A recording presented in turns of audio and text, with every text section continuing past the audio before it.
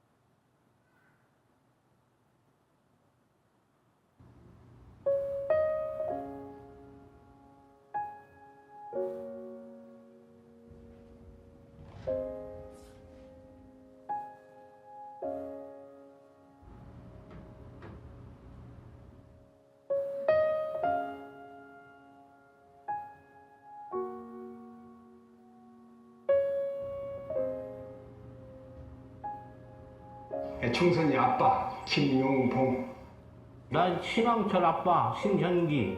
이영근입니다. 큰아들이. 저 영우 아버지 되는 사람입니다. 조유섭 아빠, 진영이 아빠 성함은 김성보. 생각나지요. 그 아들 딸 만나다가 아들 가졌는데 요번에도 딸이 못해 갈까 했는데 네 엄마, 아빠 동생한테 신경 써주고 좀 왔고. 부모로서 이렇게 뭔가를 충분하게 해줘야 되는데 그런 것도 못 해주고 그래서 참 마음이 아픕니다. 아들이라는 것은 어느 누가 바꿀 수도 없는 것이고, 크게 뭐 도와주지도 못했고 했는데 그들이 알아서 잘 커가지고. 계속 부족한 게 부모 마음 아닐까요? 죽는 순간까지. 제가 그런 마음으로 살고 있어요. 계속 부족한 거예요. 너무 엄하게 했던 게 그게 좀 미안해.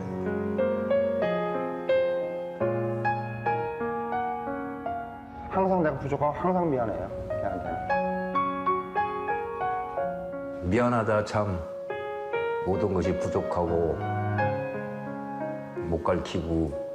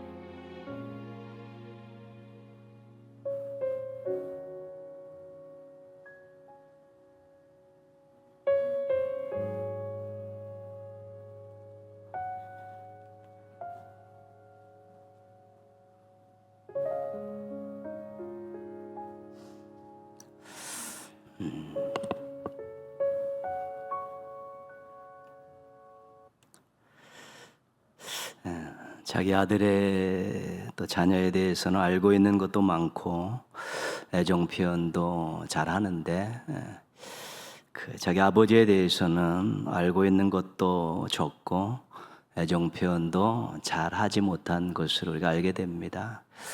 그 화면에 나온 그 아버지들이 몇 분이 이렇게 인터뷰를 한 내용 가운데 공통적인 두 가지 단어가 있습니다.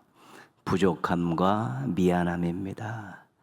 내가 부족해서 잘해주지 못해서 미안하다. 이것이 모든 아버지의 그런 말 속에 담겨 있는 내용이었습니다. 자식들의 공통점은, 올 수밖에 없는 공통점은 아버지의 마음을 잘 모르고 있었다는 것이죠. 그래서 그것 때문에 울고 그랬습니다. 그래서 자식은 자식인가 봅니다. 부모님의 마음을 알기까지 참 오랜 세월이 필요하고 또 많은 또 경험들이 이제 필요하기 때문에 그렇습니다.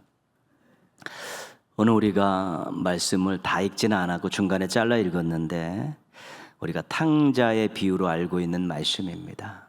탕자는 술이나 성적 쾌락이나 노름 등으로 거기에 빠져서 바른 삶을 살지 못하는 사람들을 탕자다, 이제 그렇게 부릅니다. 둘째 아들은 탕자라는 말을 사용해도 별 문제가 없습니다. 근데 첫째 아들은 가출도 안 했고 쾌락도 쫓지 않고 또 재산도 날리지 않았기 때문에 탕자라고 이야기하기에는 조금 무리가 있습니다. 이야기 전체를 놓고 볼 때 탕자에 비유하면 그 제목에는 조금 아쉬움이 있습니다. 둘째 아들은 탕자의 비유가 정확한데 첫째 아들은 탕자하고는 좀 안 어울리기 때문에 그렇습니다. 이 두 아들의 공통점은 실은 탕자가 아니라 아버지의 마음을 모른다에 있습니다. 그래서 제목을 달리 붙여본다면 아버지의 마음을 모르는 두 아들 비유, 이렇게 붙일 수 있습니다. 물론 우리가 탕자의 비유로 알고 있지만 아버지의 마음을 모르는 두 아들 비유, 이렇게 말씀의 제목을 붙일 수 있습니다. 둘째 아들의 행동과 행적을 한번 우리가 쭉 살펴봅니다. 다 알고 있는 내용이기도 하지만요. 유산을 요구했습니다. 아버지에게. 유산이라는 것은 아버지가 돌아가신 후에 받는 것입니다. 근데 살아계신데 내 몫을 내놓으라고 그렇게 요구를 한 것입니다. 말도 안 되는 억지 요구인데 아버지는 다 들어주고 있습니다. 받은 유산을 처분해서 현금화시켜서 먼 나라로 갔습니다. 아버지가 살아계신데 유산도 받고 그것을 처리해서 또 아버지를 떠나 먼 나라로 떠나가 버렸습니다. 말려도 소용없기에 아마 뒷모습만 바라보고 계셨을 것입니다. 재산 가지고 나갔으면 잘 살아야 할 텐데 허랑방탕하게 지냈습니다. 가지고 간 재산을 다 날려버렸습니다. 아버지는 걱정하고 계신데 쾌락을 쫓다가 패가 망신을 한 것입니다. 굶어 죽게 되자 어느 집에 종으로 들어갔습니다. 돼지치면서 돼지가 먹는 쥐엄 열매로 허기진 배를 채우고 있었습니다. 아버지가 알면 가슴 찢어질 삶을 살고 있었던 것입니다. 둘째 아들은 아버지의 마음을 너무 모르는 그런 철부지 아들이었습니다. 근데 고생하는 가운데 아버지가 생각이 났습니다. 실은 아버지가 생각난 것이 아니라 지난날 아버지 집에서 누렸던 풍족한 삶이 생각이 난 것입니다. 아버지 집에 있는 그 종들이 풍족한 삶을 산다는 것들을 기억하면서 그들이 부러웠던 것입니다. 그래서 돌아가 아버지께 용서를 구하고 종으로 살겠다고 간청하기로, 사정하기로 작정을 했습니다. 지금의 삶보다 아버지 집에 가서 종으로 사는 것이 훨씬 더 풍족하기 때문에 그런 결심을 한 것입니다. 이제 창피를 무릅쓰고 얼굴에 철판을 깔고 아버지가 계신 집으로 이제 발길을 옮겼습니다. 둘째 아들이 집에 도착해서 깜짝 놀랐습니다. 아버지가 자신을 또 미워하고 계실 거라고 생각하고 있었는데 멀리서 보고 한 걸음에 달려오셨습니다. 아버지가 자신을 애타게 기다리셨구나, 그 사실을 알게 되었습니다. 아버지가 자신을 만나면 아주 혼을 낼 줄 알았습니다. 그런데 달려오셔서 목을 끌어안고 입을 맞추셨습니다. 아버지가 여전히 자신을 사랑하고 계시다는 것을 알게 되었습니다. 잘못했다고 용서를 구하며 아들이 아니라 종으로 살겠다고 울면서 그렇게 호소했습니다. 그런데 아버지가 좋은 옷을 입히고 손에 가락지를 끼워주고 발에 신을 신겨 주셨습니다. 아버지가 파렴치한 짓을 한 자신을 여전히 아들로 인정하고 계시다는 것을 알게 되었습니다. 아버지가 살찐 송아지를 잡고 동네 잔치를 벌였습니다.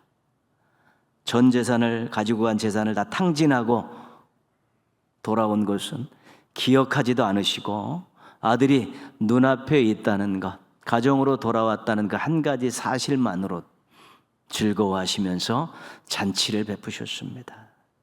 아버지의 관심이 재산이 아니라 아들인 자신에게 있다는 것을 알게 되었습니다.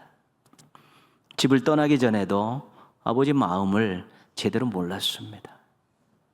집을 나가서 이제 고생하면서도 아버지 마음을 제대로 몰랐습니다. 돌아와 보니까 아버지의 그 마음, 과거를 기억하지도 않는 그 마음, 온 것만으로도 기뻐하고 즐거워하는 그 마음, 종이 아니라 여전히 아들로 생각하고 있던 그 마음, 여전히 애정이 있는 그 마음, 동네 잔치를 베풀면서 아들 돌아온 것들을 자랑하는 그 아버지의 마음을 몰랐던 것입니다. 둘째 아들은 아버지의 마음을 죽었다 깨어나도 알지 못하는 응석바지였던 것입니다. 우리는 하나님의 자녀입니다. 하나님은 우리들의 아버지이십니다.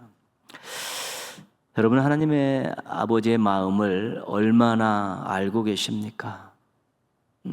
우리 아버지 되신 하나님의 마음, 육신의 아버님의 마음도 부모님의 마음도 잘 모르는데 하나님의 마음은 얼마나 알고 있을까? 욕심 담긴 기도를 들어주시는 하나님 아버지의 마음, 기도하지 않았는데도 채워주시는 하나님 아버지의 마음, 신앙이 침체되어 형식화되고 메마르고 있을 때 하나님의 마음 어떠했을까? 세상 것에 심취되어 헤매이고 있을 때 하나님 아버지의 마음은 어떤 마음이셨을까? 미래에 귀하게 사용하시길 원하시는 그런 하나님의 마음을 알고 있을까? 우리 인생을 살아가고 신앙 안에서 산다고 이야기하면서 하나님의 마음을 얼마나 알고 있을까? 얼마나 이해하고 얼마나 헤아리고 있을까?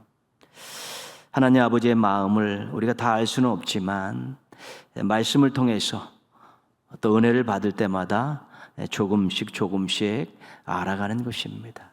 그 신앙생활은 하나님의 마음을 알아가는 것이고, 신앙의 성장이라는 것은 하나님의 마음을 많이 알아가는 것입니다. 하나님 아버지의 마음을 알아갈 때 자녀로서 제대로 살아갈 수 있게 되는 것입니다. 하나님 마음을 조금씩 알아가시면서 성숙해지고 행복해지는 우리 하나님의 자녀들 되시기를 주님의 이름으로 부탁드리겠습니다. 첫째 아들의 행동을 살펴보겠습니다. 밭에서 일하다가 집으로 돌아와 보니까 풍악 소리가 나고 사람들이 막 춤추고 그렇습니다. 잔치가 벌어진 것 같습니다. 잔치를 벌릴 일이 없는데, 최근에 우리 집에 잔치를 벌릴 일이 없는데 잔치가 벌어졌으니까 의아하게 생각하며 종을 불러서 묻습니다. 무슨 일이냐고, 왜 우리 집에 잔치가 벌어졌냐고. 종이 재산 챙겨서 집 나간 동생이 돌아왔는데 아버지가 잔치를 벌였다고 그렇게 말을 해 주었습니다. 첫째 아들이 뿔딱지가 나서 집에 들어가지 않았습니다. 자기 좋자고 재산 가지고 집 나가 탕진하고 돌아온 놈을 받아주었다는데 화가 났고, 뭐가 이쁘다고 잔치를 베풀어 주었는지 모르겠다고 이제 화가 난 것입니다. 집에 들어가지 않습니다. 동생 얼굴 꼴 보기 싫고 아버지가 섭섭한 것입니다. 둘째 아들도 몰랐던 아버지의 마음을 첫째 아들도 실은 잘 모르고 있습니다. 아들 걱정에 잠 못 이루고 식사 잘 하지 못하고 돌아오기만 기다리면서 동구밖까지 나가서 기다리고 있는 그 아버지의 마음을 첫째 아들도 모르고 있었고 헤아리지도 못하고 있었습니다. 첫째 아들이 집에 들어가지 않으니까 아버지가 나왔습니다. 아버지가 나오셔서 들어가자고, 동생이 왔으니까 우리가 환영하고 같이 기뻐해 주자고 이렇게 권했습니다. 화를 벌컥 내면서 집 나가서 재산 탕진하고 돌아온 동생에게는 송아지를 잡아갖고 잔치를 벌여주는데, 이 집에서 일하면서 그렇게 아버지를 섬기고 모셨던 나에게는 염소 새끼 하나 안 잡아서 친구들과 잔치도 벌여주지 않았는, 그러면서 섭섭함을 아버지에게 토로하고 있는 것입니다. 결국 첫째 아들은 이것이 동생의 문제가 아니라 자신의 문제에 무게중심을 두고 있는 것입니다.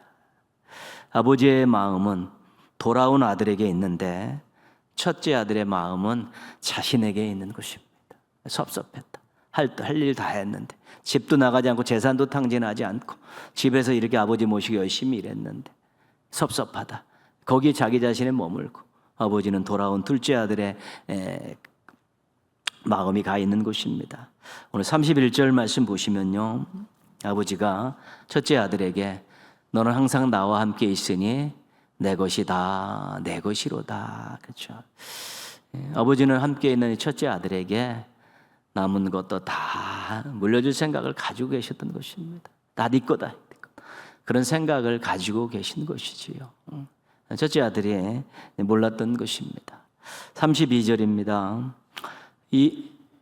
이내 동생은 죽었다가 살아났으며 내가 잃었다가 얻었기로 우리가 즐거워하고 기뻐하는 것이 마땅하다.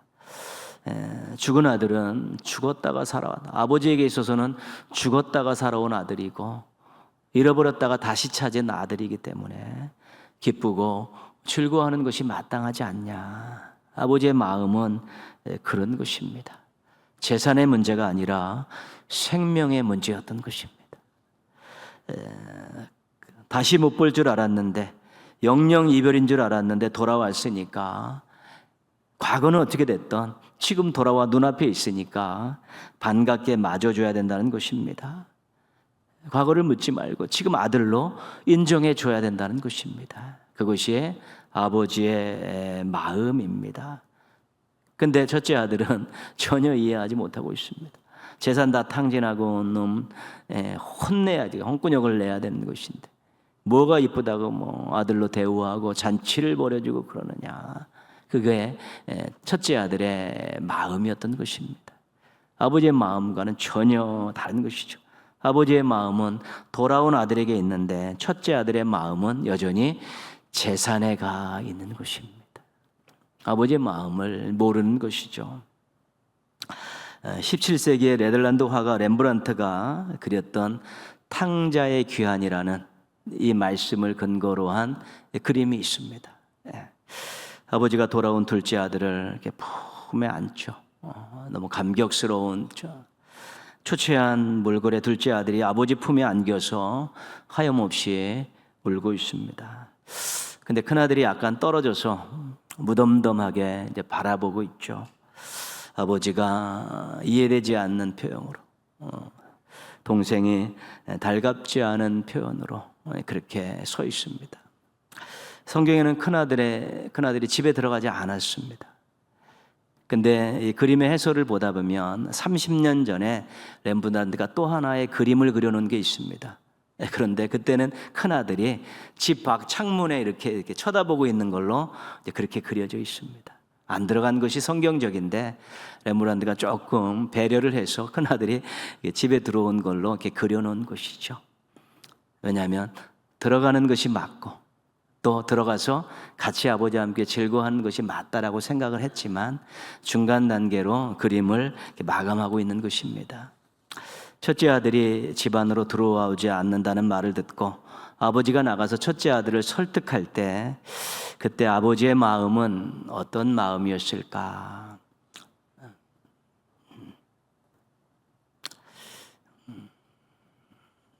다음 거 한번 보여주시죠. 그렇죠. 앞으로 다시 돌려주시고, 아버지가 둘째 아들을 이제 품에 안지 않았습니까?